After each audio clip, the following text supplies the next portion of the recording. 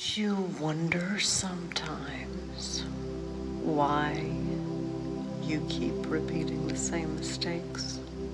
Why you keep attracting the same results over and over and over again? Don't you wonder? Don't you ever wonder why you feel so alone and isolated and separated? On the defensive? Don't you wonder if there's another way of being? Don't you ever wonder if there's an alternative way to be? If there's an alternative parallel you who's an alternate version of you? Don't you wonder what it would be like to switch over into that narrative and that story? Don't you wonder? And if you do, tell me about it. I want to know. What are your alternative scenarios for yourself and the others around you? Think about it. What if you could switch over to a parallel version of your life where everything is moving smoothly? Or at least that's how you feel inside. You know what I mean? That is what's important. That you, in a parallel reality, in a parallel version of yourself, can be a much more smooth operator. Yeah, because you're moving along, but it's being a bumpy ride. And it doesn't have to be bumpy, it could be much smoother. You too are on a kind of space trip. You too are on a kind of space journey, a space odyssey. You're floating in the middle of the universe on this blue marble. If that's not space travel, I don't know what is. And so check yourself. Don't you ever wonder how you can make this space trip you're on a much smoother journey, a much more pleasant journey for yourself and the ones around you? It doesn't take much. But you have to start imagining who you want to become. You haven't already, and I believe you have. I believe you've thrown all your ideas actually into the vortex. And the vortex knows. The vortex will produce the results that you are throwing in the ingredients for. I mean, imagine the vortex like a blender, where you throw in, you are the one who throws in stuff into the vortex.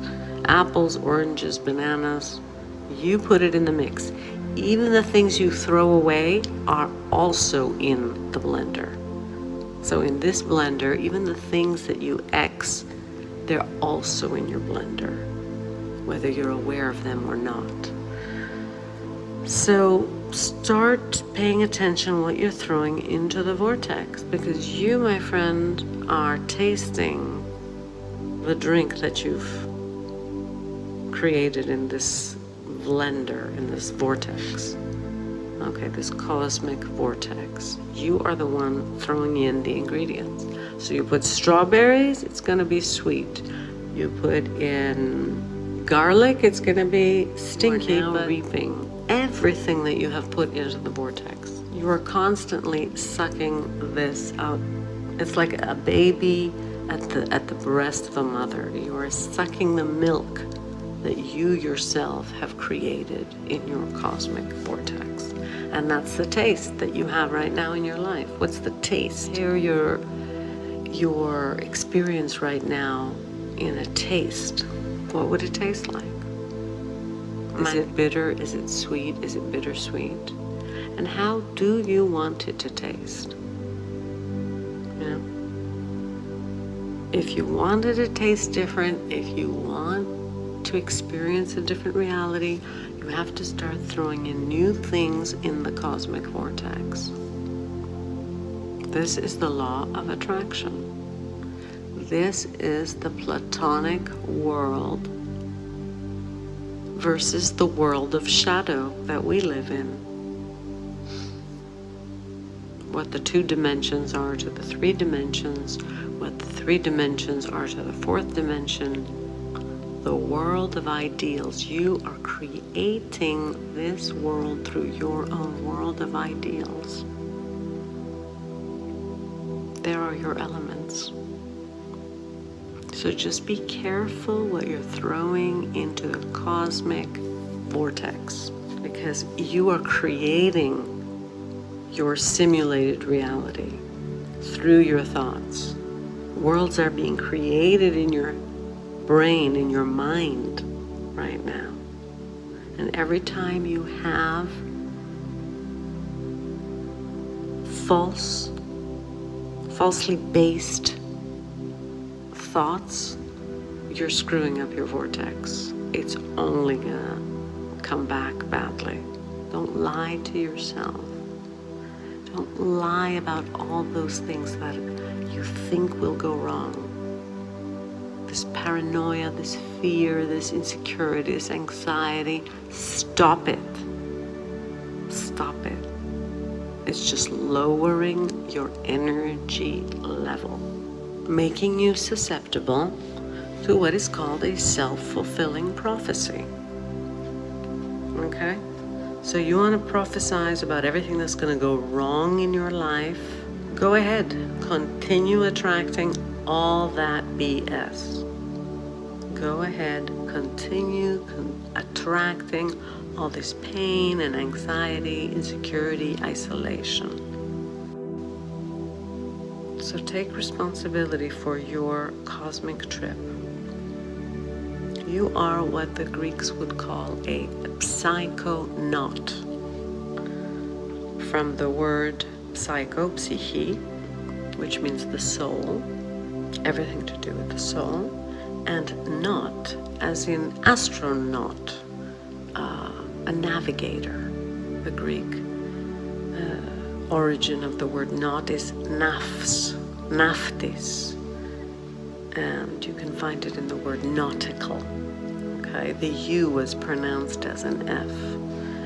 So we are psychonauts. We are traveling through this cosmic dream. We are co-creating the dream, and we are fully responsible for what is happening on Earth, each one of us. Don't bother trying to save the world if you haven't already saved yourself. All right? You have a good heart, you want to do good in the world, but you're not going to help anyone unless you get your energy in order. Align that energy. When you catch yourself thinking one thing, doing another, saying another, that means that your energy is unaligned. And you need to settle down, have some time for meditation, and commune with the infinite you. You are the infinite you. The whole universe is the infinite you. This is you, a cosmic being, having a human experience with this body, this virtual reality suit, this very advanced virtual reality suit for you as a psychonaut to continue to travel through peacefully and joyfully, experiencing ups and downs and contrasts, but lessening the drama. You don't need the drama. You could do with excitement in your life, fine. Do it for something creative. If you don't find something creative, productive to do it with, even if it's volunteering or painting or whatever, something that doesn't cost money, if you are not aligning all your core power, your core energy, your vibration with serving the greater good, the greater universe, the greater of humanity, then your energy is toxic. And that's why there's pollution on Earth. It's just too many toxic people who have not dealt with their garbage.